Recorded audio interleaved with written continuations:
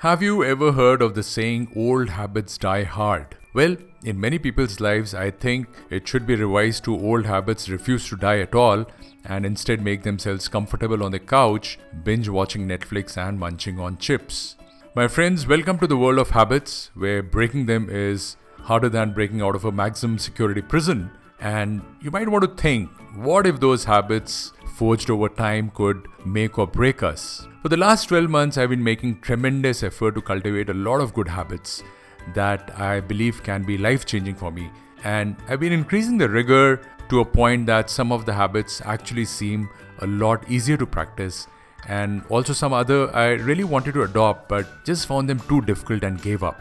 But I did persist with them for a period of time before quitting. For example, I started taking cold showers in the morning and I tried really hard, but it did not work out for me. I could not quite gather the conviction that it was good for me and ended up quitting.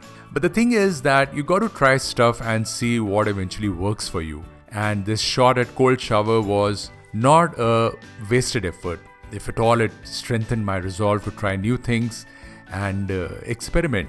So you can try a cold shower for a few days and see if it's good for you, because a lot of well-documented studies show its beneficial effects. So let us step back for a minute and think, what is a habit? Well, I see them as choices we make or things we do every day. And I was a little surprised with the stat that 70% of our waking time is made up of habitual behavior. So in large parts, your life is nothing but a collection of your habits, putting you in a mode that we can term autopilot. So if you feel fit or unfit, lazy or animated, you can kind of pin each behavior to a habit. And so, ladies and gentlemen, boys and girls, if you can change your habits, you can transform your life. And what you'll discover very soon is that the key to making big changes doesn't really have to throw your life into a disarray. You don't need to make any earth-shaking changes in your behavior or reinvent yourself. On the contrary, you can make tiny changes to your behavior, which, when repeated, will become habits that can lead to big results. So let's get started with a fantastic analogy James Clear gives in his famous book Atomic Habits, where he asks the reader to imagine himself or herself in a plane on the takeoff strip, ready to take off from Los Angeles and land in New York City.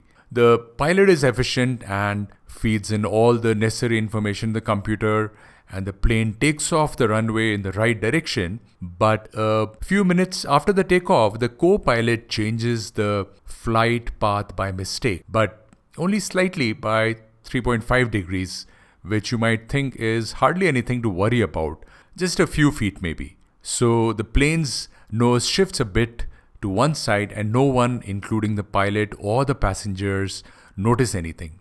But over the long journey across the country, the impact of this small change would be formidable. Well, the pilot and the passengers at the end of their journey find themselves landing in Washington, D.C. instead of New York City, bewildered and confused. So how does this connect with the subject of habits? Well, just like the confused pilot, we hardly notice small changes in our lives because they leave a trivial immediate impact. So if you have flab on your belly and you decide to go for a 30-minute walk, you'll still have the same flab on the belly tomorrow. And by same token, if you eat a couple of burgers and wash them down with cola, you won't quite gain weight overnight. But if we repeat these small behaviors day after day, our choices compound into major results. Eat a pizza every day and you will likely gain considerable weight after a year. Go jogging for 20 minutes every day and you'll eventually be leaner and fitter, even though you won't notice the change happening. I guess you get the drift. The small habits, good or bad, that we insert in our life have stunningly powerful impact over time, even though you do not notice the effect in real time. So Charles Duhigg shows us some fantastic research on how really habits are formed and how they tend to stick with us. Basically, three things triangulate towards formation of a habit: an environmental cue, a behavioral response, and a reward. Let me give you an example. So if you tend to have a cup of coffee every day at 11 a.m., time is the cue. Drinking coffee is the behavior or the habit, and the stimulation of the brain that caffeine produces is the reward. Now, if the cue, behavior, and reward happen in close time and proximity to one another, the habit can become stronger. Unfortunately, many desirable behaviors don't have immediate rewards. For example, if you start running in the morning, it is quite possible that you find it difficult and stressful for first few days and you don't really see the benefits right away. In fact, this lack of immediate gratification can be rather demotivating sometimes.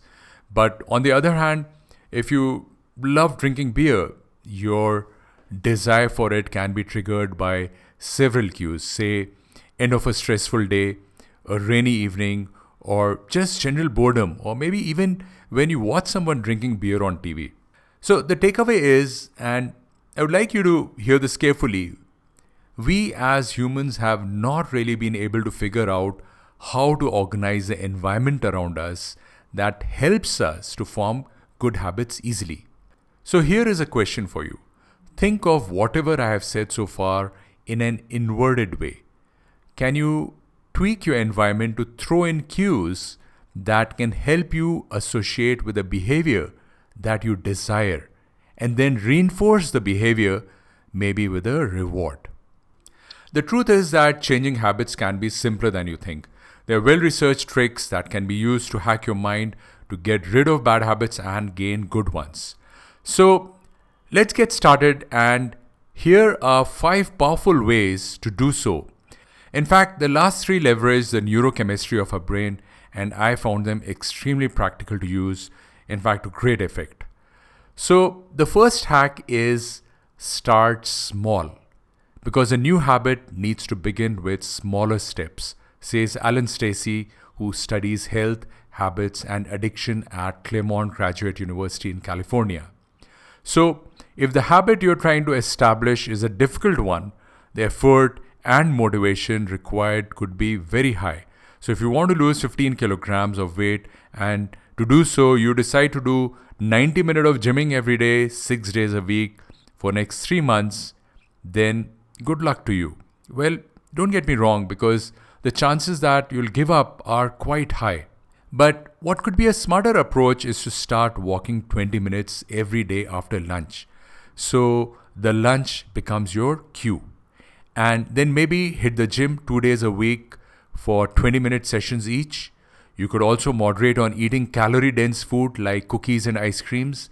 And this you could do by not keeping ice cream in your fridge or cookies in clear sight, which are essentially bad cues for you. So by removing the high-calorie food from your sight, you alter the environment. The best thing about this approach is that you've adopted a less difficult, if not outright easy mode of achieving your habit. And you can take this to the next level as time progresses. So you could start doing 3 days of gym every week and 30 minutes of walk every day. You could increase the number of repetition of each exercise you do in the gym. You could also increase the weights you do in the gym. So what Leo Babauta says about starting a new habit is start so easy you can't say no. The idea is to start small. Don't try to make a huge leap in the beginning, because you stand to slip hard most of the times. So I had a college friend who was quite skinny, and then one day I saw him at the college gym I used to go. For the first few days, he would just sit around the gym and leave after 20 minutes. Then he started picking the lightest possible weights. He progressively increased the intensity of his workout, and in third year of our engineering course, he participated in the best physique contest in our college and won it. And let me remind you how he started. Just coming to the gym and hanging around, that's all he had the motivation to do. But then he moved up the ladder of habits slowly and made it happen. The other variation of starting small is what's known as the 2-minute rule. And this is a way to make any new activity feel manageable. The principle is that any behavior can be distilled into a habit that can be done in 2 minutes. So if you want to read more, don't commit to reading one book every week. Instead, make a habit of reading 2 or 3 pages per night. Or if you want to run a marathon, commit to simply putting on your running gear every day after work. You see, the 2-minute rule is a way to build achievable habits. In a way, small wins that can lead you to bigger wins. So once you've pulled on your running shoes, you'll probably head out for a run. Once you've read 2 pages, you'll likely continue. Simply getting started is the first and most important step towards doing something. And that brings us to the second hack: reward yourself. So when building a new habit, if we make it something we look forward to, we'll be much more likely to follow through and actually do it. And here is where I would like to introduce you to the concept of temptation bundling. So temptation bundling is where you take a behavior that you think is important but not so appealing and link it to a behavior that you are drawn to, or a behavior that gives you a dopamine hit. And this is how you can use dopamine to your advantage when building a new habit. So let me tell you an interesting story of Ronan, an engineering student from Ireland. So Ronan wanted to exercise more, but like any of us, workouts were a pain for him as well.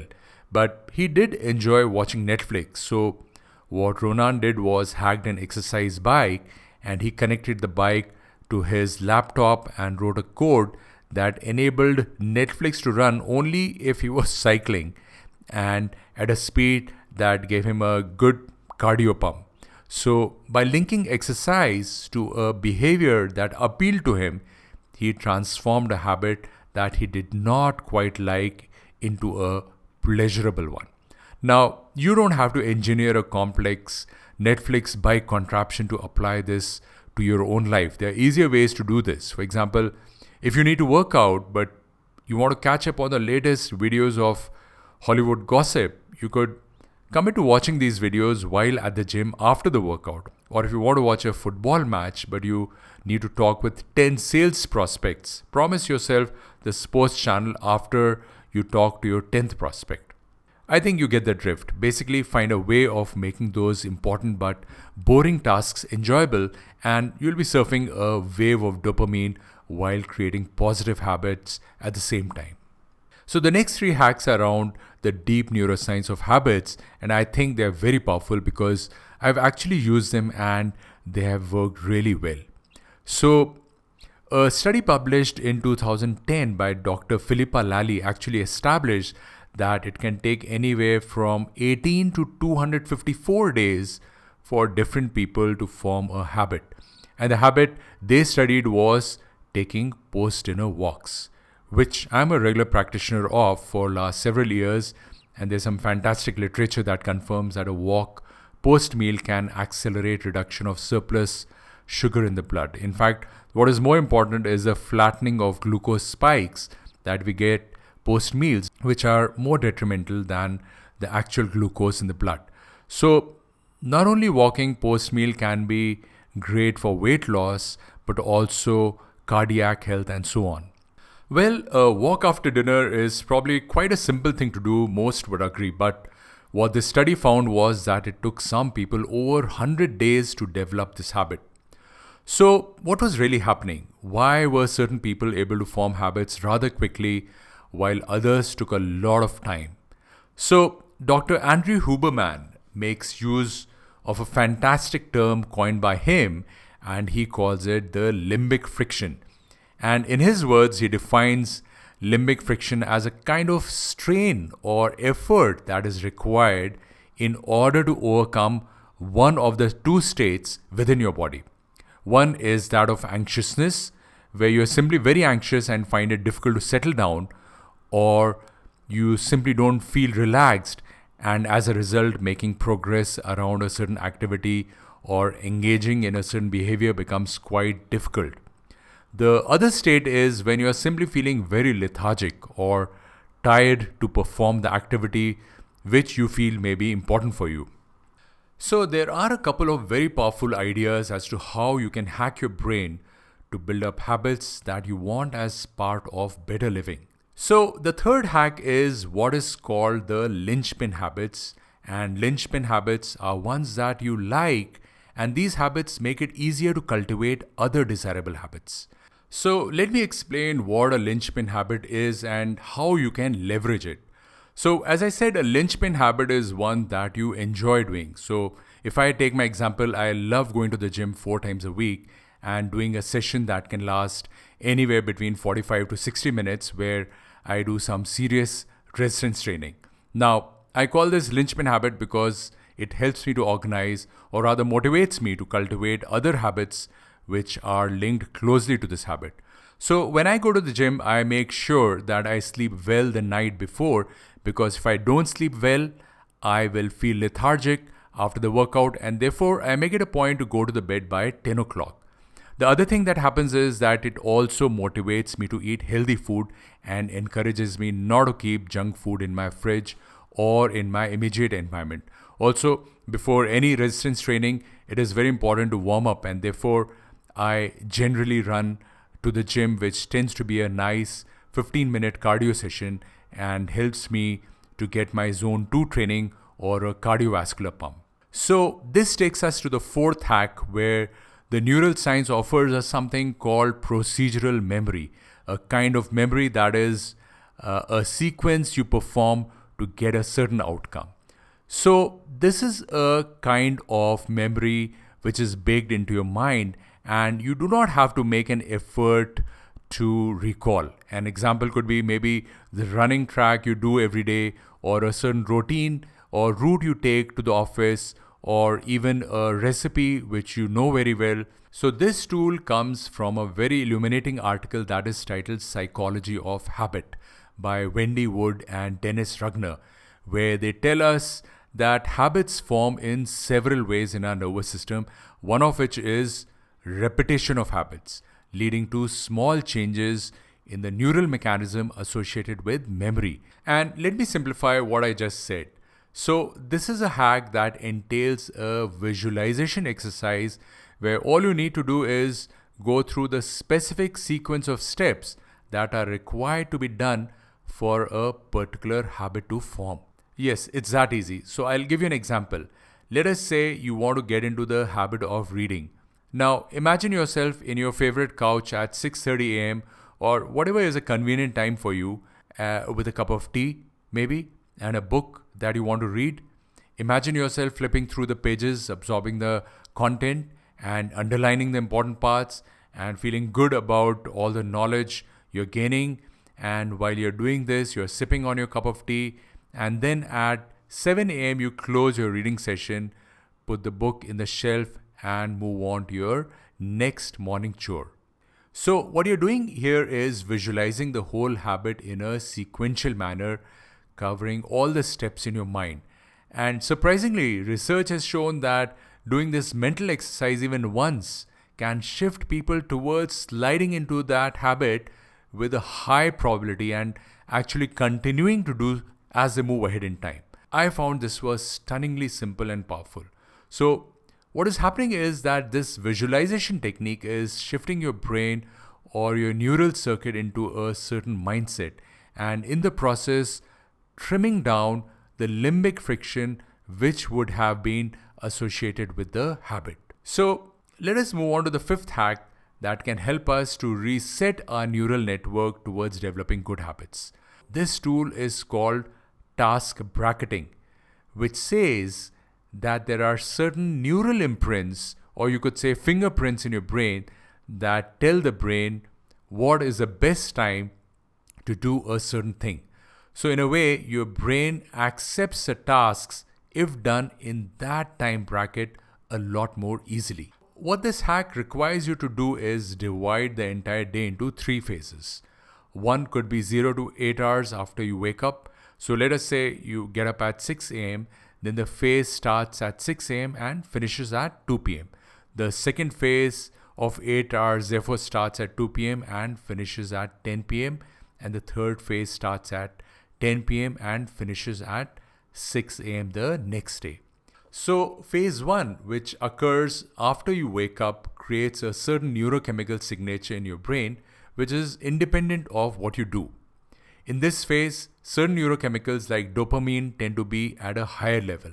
So, after you wake up and up to 2 p.m., you can expect your brain to be fed with dopamine a lot more than what you would be after 2 p.m. So these chemicals help us to do things that require a high level of focus, mental agility, and energy. Or in other words, activities that have high limbic friction. Now, we can significantly amplify the benefits of these neurochemicals like dopamine that the nature provides by doing certain things in this phase, like exposing yourself to the sun, and even if it is cloudy, looking at the sky within first 3 or 4 minutes of waking up, doing some physical exercise early on in this phase. Even if you can do some basic stretching or a quick walk that gets the blood circulating in your brain, or exposing your body to the cold weather outside. So instead of quickly putting on a jacket the moment you wake up, get yourself out in the balcony and let the cold air touch your skin. You could also take cold shower in the last 30 seconds of your bath. The easy thing you can do is have a cup of black coffee after 1 hour of waking and hit the brain with caffeine. You could also do fasting and avoid any form of calorie intake early on in this phase. And if at all you have to eat, let us say you have to go to the office and you feel the need to eat, then take foods that are abundant in a substance called tyrosine. That is in foods like eggs, pumpkin seeds, beans, cheese, broccoli, kale, etc. So when you do all these kind of things, what you're doing is putting your brain and body in a state where you can do tasks that require overcoming a lot of limbic friction. So when you're working on certain habits that require a lot of mental effort or have high degree of limbic friction, you should club all these habits in the first phase of the day. You'll find that you will get a greater degree of success in adopting those habits when you do them. Basically, what you're doing is utilizing the momentum of these neurochemicals in your brain in the morning to form hard habits and also probably to maintain them. Then in phase 2, which is the next 8 hours or broadly starts at 2 p.m. and finishes at 10 p.m., there is a circadian shift in the way your brain and the body works. And a different kind of neurochemical called serotonin starts building up. And serotonin is a neurochemical which puts us in a relaxed state of mind, and therefore there is a different set of habits that we can cultivate in this phase of the day. So first of all, in this phase of the day, you should make an effort to start reducing the amount of bright light that is going into your eyes. And by doing so, you're bringing down the alertness caused by certain neurons in your eyes. If your schedule permits, you can indulge in activities like NSDL or non-sleep deep rest, about which you can know more in the show notes below where I've put a link. I've been practicing NSDL for last 1 year, and it is a very powerful technique to relax your mind and brain. If you can, then indulge in a sauna or hot baths, which can be very beneficial in the second half of the day. It can encourage high serotonin-like state and bring calm and serenity to the mind. Put other way, in this phase, you should be making an effort to reduce stressful activities. So the question is, how can you leverage the second half of the day or the second phase towards developing certain habits? So what you should do in this phase is work on habits that you've already cultivated to a certain extent or are reasonably familiar with, or work on habits that require a lower degree of limbic friction. So in essence, there are milder activities that you indulge in, and these could be things like some light writing, playing some instrument that you're already familiar with, essentially activities that might be a little challenging but do not require you to invest an immense amount of energy and effort. And this is important because your ability to override limbic friction in this phase of the day is a lot less. So you see, when you're clubbing or bracketing certain habits or activities at the right time of the day or the right phase of the day, you are leveraging the neurochemistry of the brain and making it easy for your brain to predict the set of sequences it should follow to learn what you want to, so that finally when you go to sleep, it can start placing your learnings in a hard format. So it's kind of programming your knowledge into the nervous system. So if I were to summarize this discourse on habit formation, I would say let consistency be your guiding light rather than perfection of doing your habit practice 100% of the time. Just make sure that you do not miss your session too many times. So if you miss a workout, try not to miss too many in a row. Eating a scoop or two of ice cream is perfectly fine if you're not tempted into eating the whole tub. Even if you have deviated too much from your practice routine by, say, gobbling down a whole tub of ice cream or have not worked out for over 10 days, let that not be an excuse to tell yourself that you're weak or you're not capable of cultivating the habit. Maybe you are in the early stages of habit formation and are slipping a little. It is all part of the game where there will be mistakes, but how you decide to interpret them and make amends is what will matter in your quest of habit formation. Because people who cultivate solid habits do so not because they show up every time 100% of the time. Rather, they are the ones who do their chosen routine more than often and also do course correction when they feel they are off track.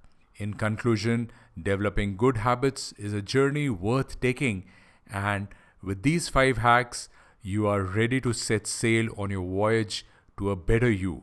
Remember, habits are like a muscle. The more you work on them, the stronger they become. So go ahead and start small, be consistent, and don't beat yourself up if you slip up. After all, developing good habits is not about being perfect. It's about becoming the best version of yourself. And who wouldn't want that?